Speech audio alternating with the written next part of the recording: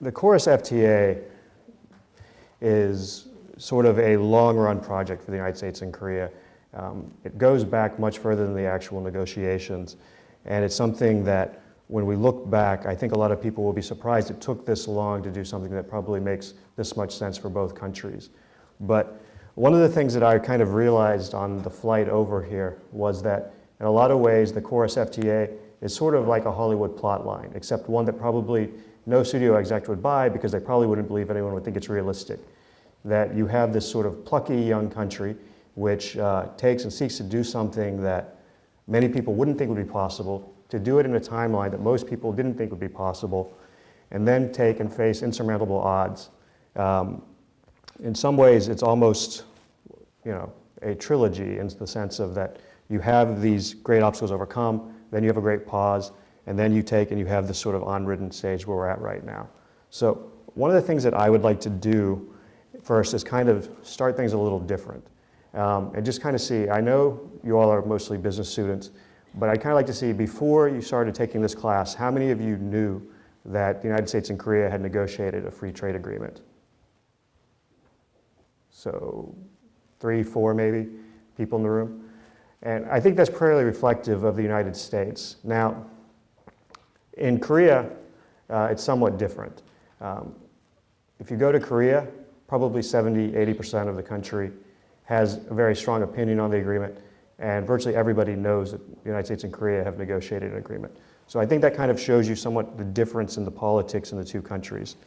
And so with that in mind, I'd kind of like to take, and since you are business students, one of the things that I did was I sort of broke down the agreement into, think of it as sort of a product. You have this idea, you conceptualize it. You then go and you seek out investors to take and fund your product. You then take and move into production, eventually move into marketing, sales, and then if this is a product, say like a car perhaps, which was a big issue in the Chorus FTA, you have long-term service obligations afterwards. Now, how is a free trade agreement similar to that? Well, you start off with an exploratory stage, and what that is where everybody sits down, they go to their think tanks, and they have them run studies to see what is the impact and what is the prospect for this FTA to occur. Then you have consultation. Now, consultation is like investors because this is essentially where the government goes in the United States to the business community and says, tell us what you think. What are the problems you have with Korea? What are the good things you have? What would you like to see in the agreement? So you go through this stage of consultation where you essentially go to your stakeholders. Then you have the negotiation of the agreement. Then you move into grassroots and lobbying. This is essentially your marketing phase to where you try and sell the agreement. Then in the United States, and I don't think very many people would tell you this, you have renegotiation. And what I mean by that is that in the United States, we take and we conduct trade different from any other country in the world. In most countries, the executive has complete control over trade policy. In the United States, the Constitution grants that right to Congress. Now, having 535 members of Congress negotiate an FTA with any country would be a nightmare to behold. So to overcome that, over time we've developed what's called either fast track or trade promotion authority. Now, what this does is it takes and it delegates for a limited amount of time authority to the executive to take and negotiate on behalf of Congress under certain guidelines. Essentially, we tell the world, this is what we're going to do to negotiate, and it's all public. Now, what that means though is that Congress is never happy. So you negotiate an agreement with the United States. Then what we do is we turn around and say, we can't pass that agreement through Congress, so therefore we need you to do A, B, C, and D as well. This has happened basically with all of the United States' last 4 or 5 FTAs, and it's starting to become essentially a certain pattern. This was essentially bad for Korea because the 2 largest issues with the Korea FTA also happen to be the pet issues of the chairman of Ways and Means, which is the Committee of Jurisdiction in the House, and the Senate Finance Committee, which is the Committee of Jurisdiction in the Senate. So after you go through renegotiation, which in theory we're over with, but perhaps not right now with the Chorus FTA, you move into the passage process. And then after you pass the agreement, then you move into implementation. So what I'm going to go do now is I'm going to move through the FTA and sort of the story behind it and try to keep some of these concepts in mind. Some of them, such as the grassroots and lobbying or marketing, I'll go into in much more detail, and some I'll go into less. Now, negotiation. How did the course FTA happen? Why Korea? Why did the US pick Korea? And the interesting little anecdote to this is that if you were to ask a US official, their response would be, we didn't. Korea picked us. And what I mean by that is that the United States and Korea, while they've had a growing trade relationship, have often had a contentious trade relationship. And most people wouldn't have thought that we would negotiate an FTA with Korea. If you look back at the 1990s, it was a very sort of antagonistic relationship, and it only started to change towards the end of the 90s and the early part of the last decade, the first decade of the 21st century. Now, in that time, Korea had pushed for an FTA before the US, actually going far back as when we did our first FTA with Israel. And the United States had said no. Now, over time, we decided, well, we shouldn't strengthen our relationship with Korea, and we'll do what's called a bilateral investment treaty. Now, this was where the bad news for the FTA comes in. We failed to conclude those negotiations. Generally speaking, a bilateral investment treaty is considered a stepping stone to an FTA. So we were unable to take and actually finish the process of getting to the process of doing the FTA. Everything in government is a process, as you'll learn later on. Now, what ended up happening, interestingly, was that the Korean trade minister who came into power in 2005 was actually someone who was educated in the US and very Western thinking. And he essentially totally changed Korea's perspective on free trade agreements. Prior to 2003, Korea was one of only 2 countries in the World Trade Organization that didn't have an FTA with anyone. So he took, and under President Roh Moo-hyun, started ramping up Korea's FTA policy. And as part of that, he decided that it was imperative that Korea take and do an FTA with the United States for economic and security reasons. So as he moved forward, he started intensive consultations with the United States. And what they decided is that essentially Korea needed to be able to show that it was ready. And to do that, there were certain issues that needed to be resolved first. They dealt with beef and what's called the screen quota. Now, Korea has, and many countries around the world have, a screen quota which takes and essentially says that so many days a year, you have to show films from that country. So in Korea, it was 148, if I remember, and they cut that in half.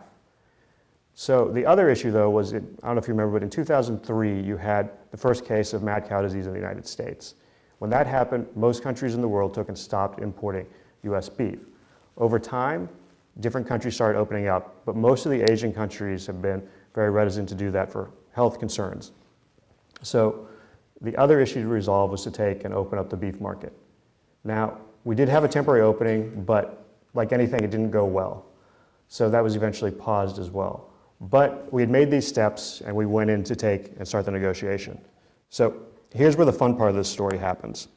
As I mentioned, we have Trade Promotion Authority, and it's only for a limited amount of time.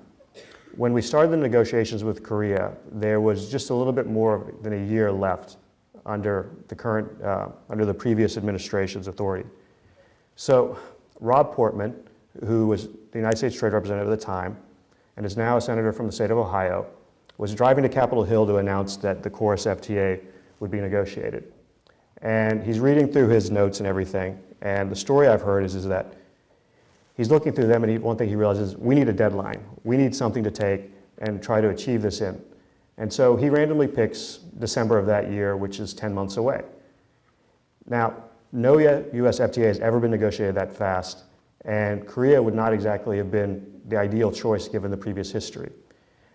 Needless to say, we didn't meet that deadline. But what we did do was take and meet the last minute deadline, which means literally within 5 minutes of Trade Promotion Authority expiring, we had a deal.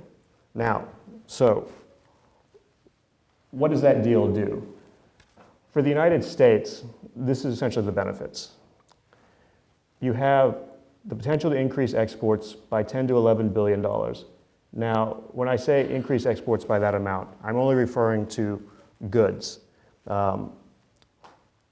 When you take and you study the potential impacts of an FTA, you can't really model how much services will increase, because essentially what you do in your modeling is you remove the tariff barrier and then you ask, how will the terms of trade change if you do that? But because services tend to be about access rather than actual financial matters in terms of tariffs, you can't really model them very well. Now, this past week at a hearing on Capitol Hill, The current U.S. Trade Representative, Ron Kirk, was asked, where do you think the most benefit to the United States will come from the KORUS FTA? His quick response was services. So this is probably the low end of how much trade will increase between the United States and Korea in terms of U.S. exports. The agreement has also been estimated to take and potentially increase U.S. GDP by $10 billion. And one of the reasons this will happen is that 95% of all consumer goods and industrial products will be duty-free within 3 years. And most everything else will be phased out within 10 to 15 years.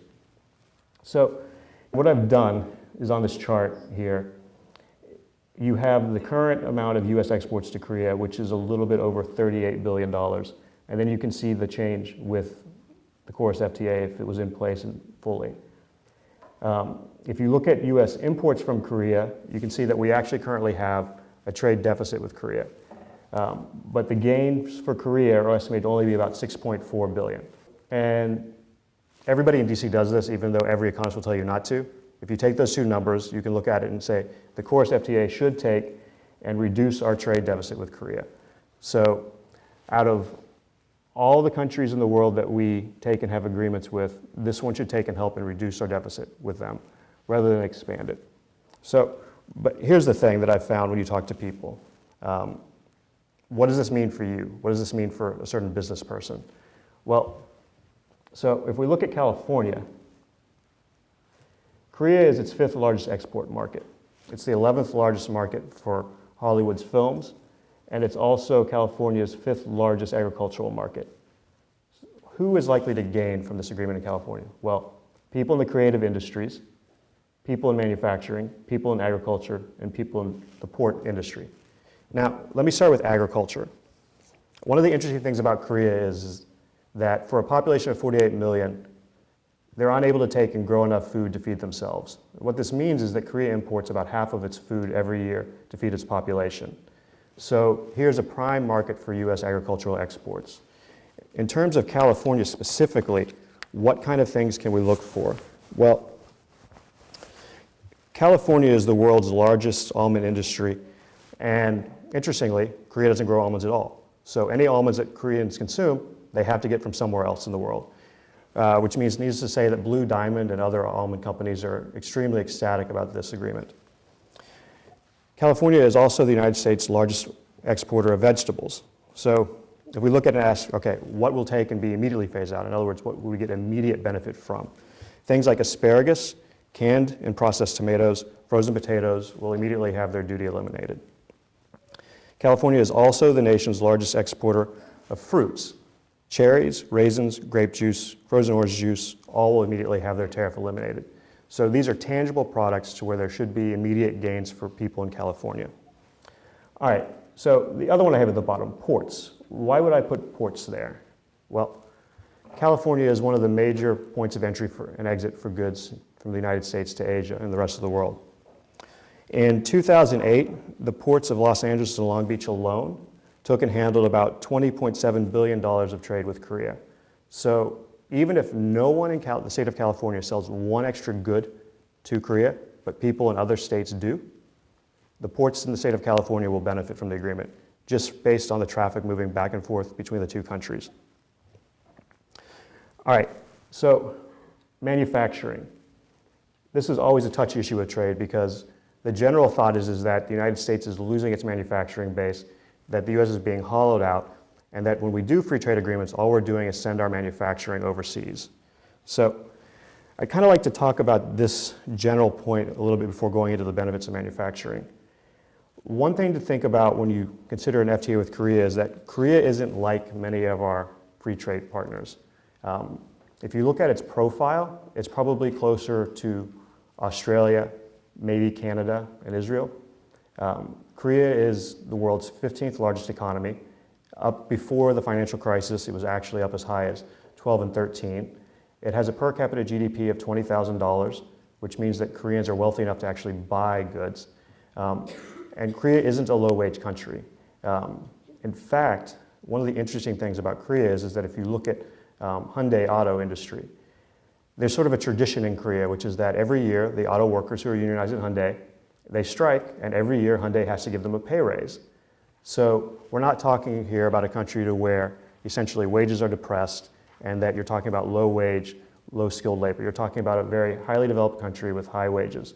So it's much more like the United States' other industrialized partners in Australia and Canada than places like Mexico or other Latin American countries the United States has done trade agreements with. So what this means, though, is that there would be intense competition in both countries for manufacturing goods. Now, manufacturing accounts for 22% of California's economy, and most machinery and auto parts, the tariff is eliminated immediately, so you have immediate access to the Korean market for most manufactured goods. Now, the last one, the creative industries.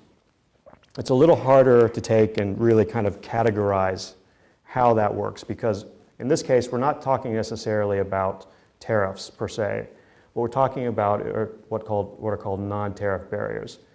In other words, protecting the intellectual property rights of creative artists and others. So the Motion Picture Association is very supportive of the agreement. One reason why is that it does a lot to take and protect different property that goes into Korea, and it also takes and it allows for U.S. telecommunication companies to finally actually become majority shareholders in Korean telecommunication firms. So when we talk about this, what does it mean? Well, whenever you download a music song or a movie or something to your computer, usually there's a temporary file created in the buffer. And in a lot of countries, the copyrights on those aren't actually protected. So essentially, if you have the final version, yes, but if you have this sort of intermediary version on your computer, there isn't a protection, and so you have a lot of piracy of those. Now, the agreement would take, and it would end this practice in Korea. It would also require that intellectual property rights in Korea meet the World International Property Rights Organization standards. And in terms of enforcement, it would move into taking and having Korea conduct civil remedies with statutory fines, things where you had involved mandatory lawyer fees and other costs. So you take, and through the course FTA, you can take and protect what Hollywood does, so that way it's reaping the benefits rather than some third party who's taking and copying the material. So these aren't all of the industries or all the areas that would benefit from the course FTA in California, because California is a very diverse state with a lot of different industries in it, but these are some of the top ones. So now, let's move on to marketing. So I don't know how many of you all pay much attention to politics in DC, but when you talk about policies that are unpopular, trade is probably up there with things like ending Social Security and Medicare. People may talk about it, but nobody really wants to do it because the politics is horrible. So when we look at how people try to sell trade, or what the opponents would say, what are some of the catchphrases? Now, on the proponent side, we have win-win. We have partnership, and things like support 70,000 US jobs. Well, why win-win? Well, if you go back and you look at the basic premise behind trade, the idea is that it benefits both countries because each specializes in what they do best and therefore allows them both to take and consume more. Now, the reality is when you look below the surface of win-win, there are going to be losers. Those who work in industries that aren't as competitive as those in the trading country or whatnot. But on the whole, the statement is accurate. In reality, to the people who take and lose their job because their industry wasn't as competitive or for some other reason, it doesn't really look like a win-win proposition. Partnership. This is essentially a way of taking and looking at the FTA and saying, this is a meaningful relationship. This is an important alliance for the United States, and we need to take and say that. So why wouldn't someone just simply say, this is a key ally, this is important for the alliance relationship, therefore we need to do this? Well, the reason is that, and I'll quote a colleague of mine who now works at USTR but used to work on Ways and Means, we're sick and tired of being told that we have to take and pass this FTA because of a security relationship and that if we don't do it, the alliance will come to an end. So essentially, people have looked for new ways of saying the same thing. Now, supports 70,000 US jobs. The reason it says supports is there is a formula that the US government has developed that essentially says that for X amount of exports, you create or you support X amount or Y amount of jobs. Now, the reason it says supports rather than creates is that if you talk to any good economists, the one thing they'll tell you is that you can't take the data, look at it and go, okay, this will create X amount of jobs. Now, intuitively, if you take and you raise US GDP by $10 billion, you have to assume that there's a few new jobs being created and that this is going on. But essentially, they're trying to avoid that statement. And another reason they're trying to avoid it is that, and another reason that trade tends to be unpopular, is that when NAFTA was passed, NAFTA was essentially passed as being the cure-all for everything. NAFTA is probably the biggest boogie word, or one of the biggest boogie words in DC these days. But they're trying to take and say the same thing once again, without putting themselves on the line to where if somebody comes back and goes, oh, look, I've determined that you didn't actually create 70,000 jobs, they can go, well, we didn't say we'd create, we said we'd support. All right, so now that we've taken and sort of looked at why or some of the different statements from the proponents, how do the opponents try to take and sell it? Well, a failed NAFTA-style agreement. As I said, NAFTA is essentially a big boogeyman in Washington. Everybody thinks that NAFTA was a bad agreement. Except, interestingly, if you go to Texas and you say that, most people will look at you and go, NAFTA bad? Who would ever think that? Because Texas takes and benefits a great deal from NAFTA and trade with Mexico. But the interesting thing is that the United States takes and it negotiates all of its FTAs off of essentially a formula or a platform. And with each new agreement, we learn from what we did well, what we didn't do well, and so we grow from that. Yes, the format that the Course FTA was negotiated on started with NAFTA, but it doesn't really look anything like NAFTA. One clear example of that is, one, labor and environmental protections are built into the agreement and enforceable within the agreement itself. Two, it has an e-commerce chapter, something which, to be frank, didn't exist when NAFTA was negotiated. All right, weakens labor and environmental standards. This is sort of a nice catch-all statement about how trade hurts people in foreign countries and that all we're going to do then is run a race to the bottom.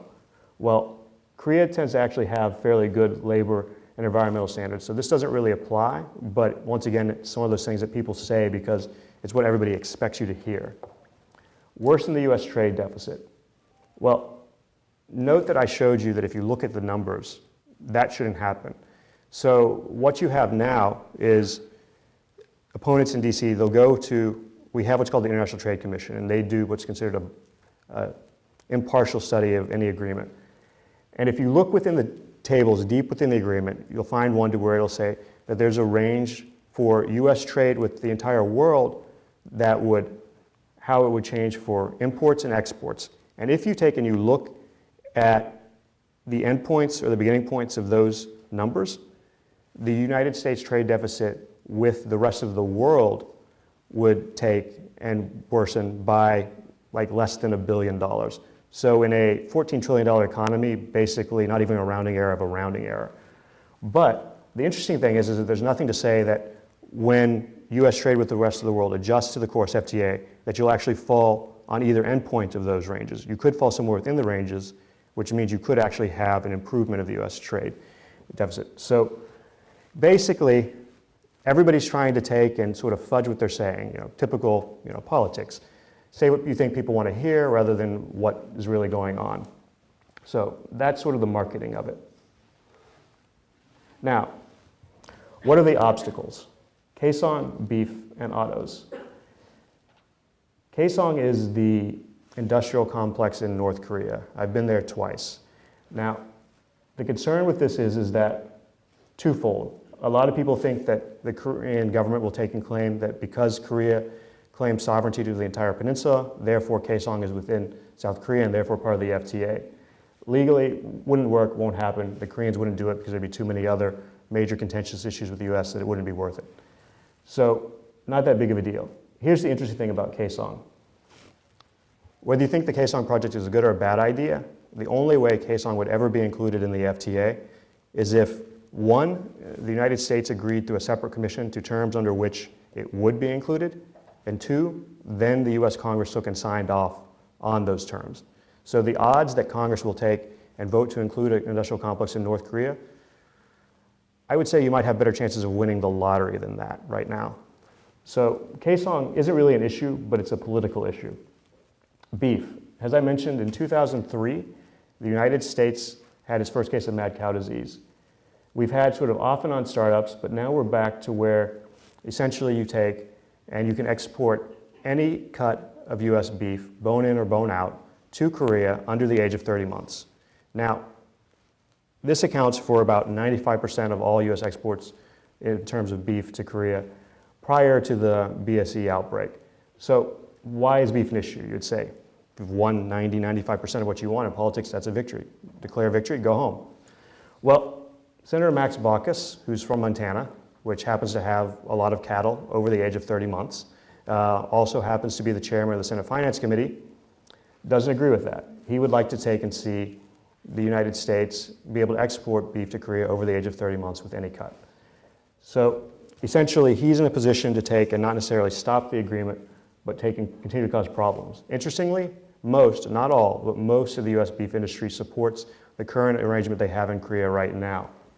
And the reason they do is, I don't know how well this showed up, and it was never the best picture, but when I was in Korea a few years back, we were going back one evening from dinner, and we're stuck in traffic, and we're wondering what's going on. So we look out the window, and we see mass and mass of people walking past us in the street. Finally get back to our hotel, walk down to the Central Plaza in Seoul by City Hall. All you see is person upon person out there with candle lights. Now, what's going on? They're protesting US beef. In Korea, there was a lot of concern that US beef wasn't safe, and this was the result. You had essentially about 2.5 months worth of protests trying to take and prevent the import of US beef. Now, this was all in response to Korea having agreed to take and open its market to all ages and all cuts of US beef. And essentially what they did is they came to a commercial understanding, which means a business-to-business agreement, which both governments blessed, that would take and remove it back down to the under 30 months because there was a sentiment or a belief that beef under the age of 30 months was safer than beef over the age of 30 months. So those protests and what it might do to US beef sales are why most of the people in the beef industry take and support the current agreement and would rather take and try to rebuild trust and confidence in Korea rather than take and force the Koreans to open up the market right away. Autos, everyone's favorite issue in the course FTA. If you're on Capitol Hill a couple years ago, this would be the phrase you would have heard. Korea exports 700,000 cars to the United States, while the United States exports 7,000 cars to Korea. That's not fair and it has to be fixed. All makes perfect sense, right? Well, it does, except when you consider the fact that the Korean auto market is about 1/12 the size of the US auto market, and that means that sales figures and export figures will never match up. So what are realistic US sales in Korea? Most people I've talked to, and if you do the sort of armchair numbers, would tell you, well, if you assume that Korea will end up, no matter what, keeping half of its market, which some people might say is overly optimistic given that the United States doesn't actually control half of its own auto market. And then if you break that up and you realize that Daewoo, which is owned by GM, has about 10% of the market. Now you're up to 60. If you figure that in an open and competitive market, Japan and the European Union would probably take in maybe 10-15% themselves each. Suddenly there's not much auto market left to go. And when you factor in that Korea takes and only has sales of about 1.2 million vehicles a year, you're talking about maybe 100,000 cars at most. A lot more than 7,000, but still, we're never going to take and hit the 7,000 number.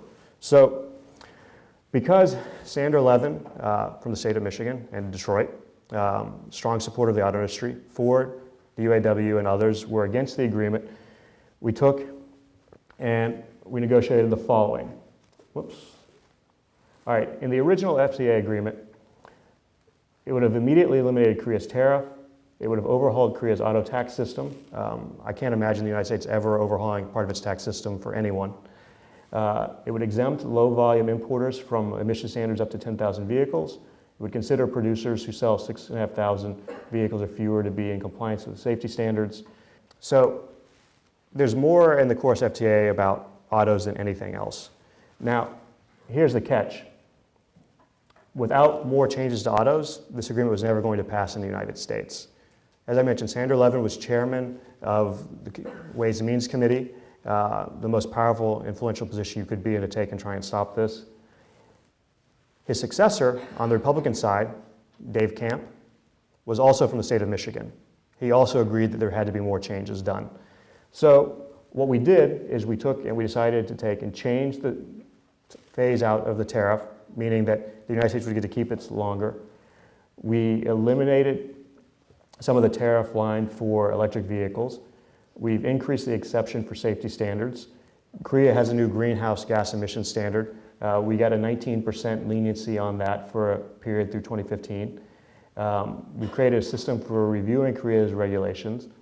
We've created a 12-month window for companies to have to comply with new regulations. And we have a new special safeguard measure, which normally you have to provide compensation for. We don't. Normally, you only get to use it once. We don't. So we got a lot of extra benefits, which now has taken and done something which has been very interesting in terms of U.S. trade. We actually have union support now for the KORUS FTA, with the UAW and the food producers unions both coming out in favor of the agreement. But most importantly, the chairman and the ranking member of Ways and Means are now in support of the agreement. So why should we do the KORUS FTA? And I'm going to try to wrap up here quickly because I know I'm a little bit behind. Well, it's all about the pork. And you might ask, why is it about pork? Well, here's the thing. The United States negotiated the KORUS FTA to get greater market access into Korea. But in the 4 years since the agreement was negotiated, a lot's changed. The European Union, to take and not be at a detrimental position in the Korean market, took and negotiated an FTA with Korea. That FTA is going to go into effect before the U.S. agreement. Now, the reason I picked pork is that the pork producers commissioned a study from the University of Iowa and came up with this very fascinating, which I think is perhaps overwrought, but interesting statistic, which is that without the KORUS FTA, because of the increased advantage the European Union have, which already ships actually more pork to Korea than the United States does, the advantage Chile already has with its FTA with Korea, that within a decade, we wouldn't sell any pork at all to Korea. So while I think that's probably a little bit of an exaggeration, I think it does sort of illustrate the point that because Korea has a very robust FTA policy now, they have the EU agreement, they're likely to start negotiating with China within the next year. They've had off and on talks with Japan, they have an agreement with ASEAN, they've got an agreement with India, they're negotiating with Australia, they're negotiating with New Zealand. If you go through the list of any key industrialized, developing, or country with large resources, they probably have an agreement, are thinking about doing one, or are negotiating one right away. So essentially, this goes back to what Robert Zoellick, who used to be at the Department of State, called competitive liberalization, who was also USCR. The idea being that if you take and you implement free trade agreements, those will then spur more agreements, which will spur more liberalization. And we're actually starting to see it happen in Korea for a series of reasons. And the idea being that an agreement that once would have taken and provided benefits to the U.S. because we would have had an advantage over other producers in the market, now we're in a situation where if we don't do the KORUS FTA, we'll actually be at a disadvantage. So, all right. The last part is, what are the next steps? Passage. Now, I know early on we'd heard that everything's changed in Congress and it's all rosy now and this will happen real quick. Well, a couple things we should keep in mind. Right now, we have a potentially contentious budget negotiation about to happen. We have a potentially contentious vote over the raising of the U.S. debt ceiling, probably sometime in March or April, both of which could take and lead to significant standoffs between the Republicans in the House and the White House. Now, if their working relationship takes and gets undermined, that could undermine their ability to take and work together to pass the KORUS FTA.